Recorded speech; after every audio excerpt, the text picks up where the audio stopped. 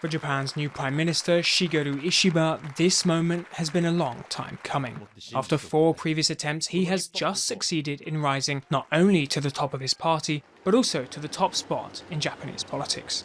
A self-styled maverick, he's been selected with the aim of reversing the LDP's record low approval ratings, and in Tokyo, some hope he can also bring about positive change. The key point I think we should focus on is Japan's declining population. It's often said that young people don't have enough money, so they don't have children, and I think that's a reality.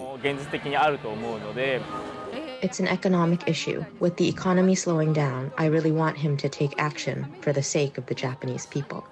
While Japan's economy has grown in recent months, analysts describe its growth as fragile. In 2024, the country also saw its 15th consecutive year of population decline. But it's not just domestic issues that incoming Prime Minister Ishiba is going to have to focus on. With China and Russia sending jets into Japanese airspace in recent weeks, his leadership also comes at a time of heightened regional tension.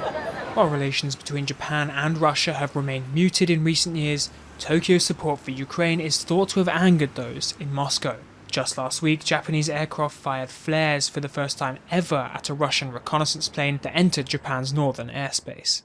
Prime Minister Ishiba knows what the problems are. He really wants Japan to be able to defend itself and not rely on the United States. But despite this, Japan will likely continue to strengthen its relationship with the US.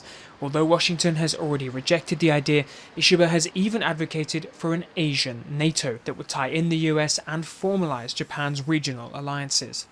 With domestic conditions limiting his room for maneuver, he sees regional cooperation as a way of ensuring Japan's security. Japan's possibilities of expanding its military are limited.